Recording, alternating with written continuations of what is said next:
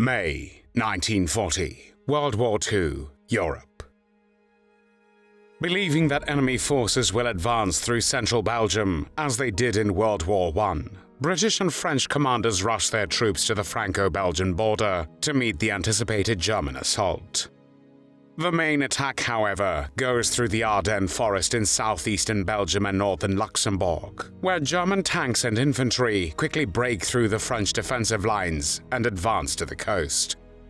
Hundreds of thousands of French and British troops are stranded on the beaches near Dunkirk, desperately waiting for evacuation across the English Channel to Britain.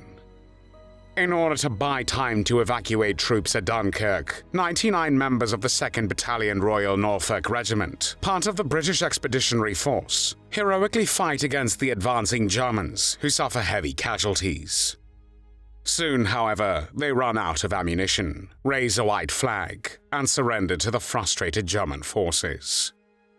Instead of treating them as prisoners of war and taking them into captivity, SS soldiers execute nearly all of them with heavy machine guns. The SS commander responsible for this massacre is Fritz Knöchlein. Fritz Knöchlein was born on the 27th of May 1911 in Munich, then part of the German Empire. By 1929, as political tensions rose and the economic situation in Germany worsened, Knöchlein belonged to millions of Germans who believed that Hitler was the country's only hope, leading him to become a member of the Nazi Party.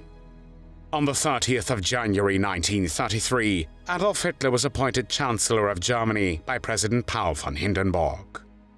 In June of the following year, Fritz joined the SS, and from 1935 to 1936, he attended an SS training camp at Braunschweig, one of the SS Junker schools for officer candidates. Heinrich Himmler, the head of the SS, intended for these schools to mold cadets for future service in the officer ranks of the SS. In these training facilities, cadets were taught to be adaptable officers who could perform any task assigned to them, whether in a police role, at a Nazi concentration camp, as part of a fighting unit, or within the greater SS organization. Political and ideological indoctrination was part of the syllabus for all SS cadets, but there was no merger of academic learning and military instruction like that found at West Point in the United States. Instead, personality training was stressed, shaping future SS leaders above all by a National Socialist worldview and attitude. Instruction was designed to communicate a sense of racial superiority, a connection to other dependable, like-minded men, ruthlessness, and a toughness that accorded with the value system of the SS. The Second World War started on the 1st of September 1939 when Germany invaded Poland. During the invasion, Knöchlein led a unit of the SS Standard to Upper Bavaria, and after the Polish campaign, he took command of the 3rd Company in the 2nd Motorized SS Regiment, which was part of the 3rd SS Panzer Division, Totenkopf. The SS Division Totenkopf, also known as the Death's Head Division, was an elite unit of the Waffen-SS, the military branch of the SS. This division was strongly indoctrinated with Nazi Party ideology by its commander, Theodor Eicke. Eicke's soldiers were fanatically loyal to him and to Germany, and the division became notorious for its brutality, committing numerous war crimes. The German invasion of France through the Low Countries began on the 10th of May 1940, and one of the participating forces was the SS unit commanded by Fritz Knöchlein. The Battle of France was the SS Division Totenkopf's first major engagement of the Second World War, during which the Totenkopf soldiers fought fiercely throughout the campaign, suffering higher death rates than other German forces. As the battle progressed, British and Allied forces found themselves retreating from the relentless German advance, desperately trying to reach Dunkirk for evacuation back to the United Kingdom. On the 24th of May 1940, in a surprising move, the Germans halted their advance, providing the Allies with a critical window of time. This unexpected pause allowed over 338,000 troops to be evacuated to Britain, although some soldiers remained behind to continue the fight. Among those left to hold the line were the 2nd Battalion of the Royal Norfolk Regiment and the 8th Lancashire Fusiliers, who were tasked with defending the French villages of Rieux de Venage, Le Cornemalo, and Le Paradis. On the 27th of May, the Totenkopf troops, including Knöchlein's 3rd Company, attacked the British at La Cornemalu, resulting in the deaths of 150 men from both sides. Meanwhile, the Norfolks had set up their headquarters at a farmhouse just outside Le Paradis. The company commanders had been informed by radio that their units were isolated and would receive no assistance.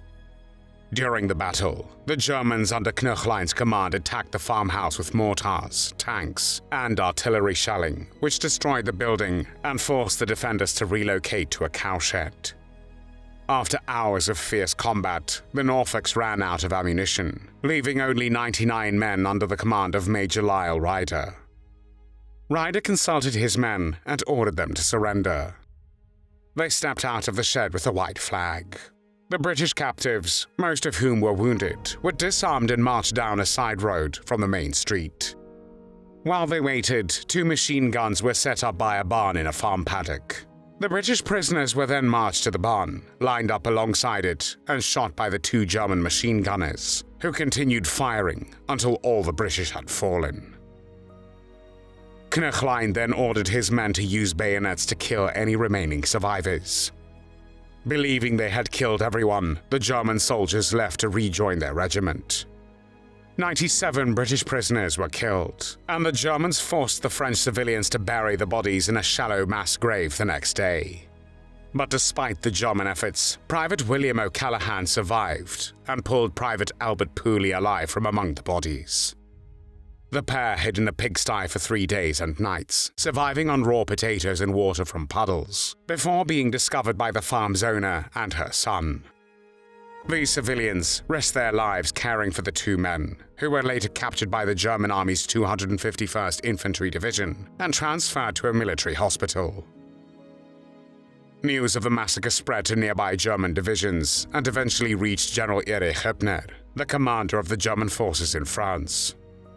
When Höppner learned about the killings, he demanded an investigation and called for the dismissal of the SS division commander Theodor Eicke if it was proven that British prisoners were mistreated or killed.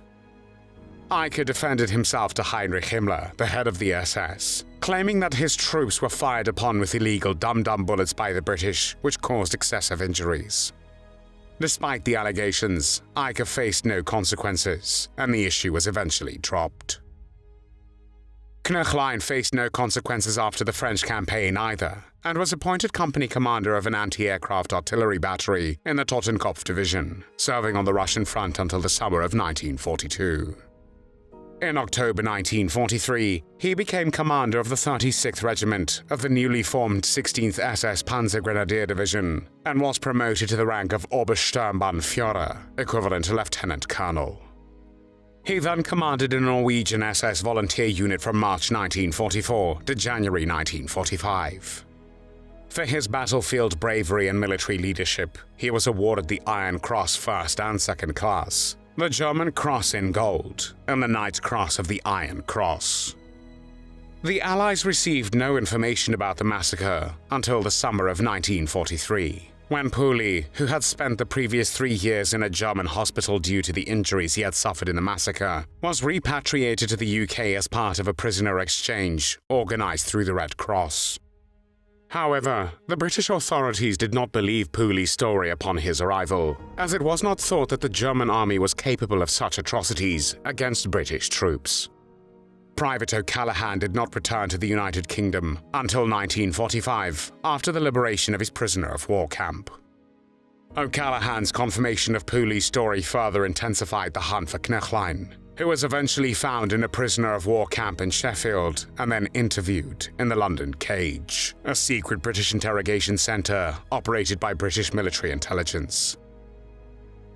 In August 1948, Knöchlein was formally charged with committing a war crime, to which he pleaded not guilty. His trial began on Monday, the 11th of October, 1948 in Hamburg, with both Albert Pooley and William O'Callaghan called to testify against him. However, among those who testified against Knöchlein were also his former Nazi comrades, as well as French farmers who witnessed the shootings. His wife sat in the courtroom every day. During the trial, Knöchlein claimed he was not responsible for the Paradis massacre, as he had not been present on the day of the battle. He also insisted that the British were using illegal dum-dum bullets, which were prohibited by international law.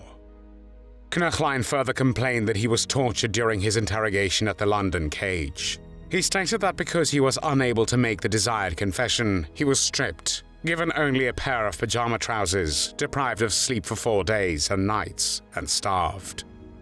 He said the guards kicked him each time he passed, while his interrogators boasted that they were much better than the Nazi Gestapo in Alexanderplatz in Berlin.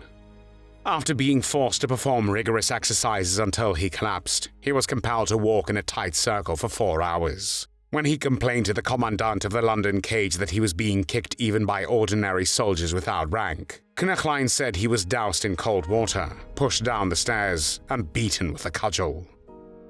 Later, he was forced to stand beside a large gas stove with all its rings lit, before being confined in a shower that sprayed extremely cold water from the sides as well as from above. Finally, Knöchlein and another prisoner were taken into the gardens behind the mansions, where they were forced to run in circles while carrying heavy logs. However, his fabrications and lies did not help him escape justice. Knöchlein was found guilty of war crimes and sentenced to death by hanging. Upon hearing the verdict, he asked for leniency, saying he had a wife and 4 children who depended on him, but his request was denied. Fritz Knöchlein was 37 years old when, on the 21st of January 1949, he was led to the scaffold to be executed by the English hangman Ted Roper. After securing his arms, Knöchlein stared hard at Roper and made a noise in his throat as if to spit. Roper was too quick, though, and quickly pushed him onto the trapdoor. Knöchlein disappeared, shouting in German, "May God punish," but was too late to finish the last word, which was presumably England. There were no tears shed for Fritz Knöchlein.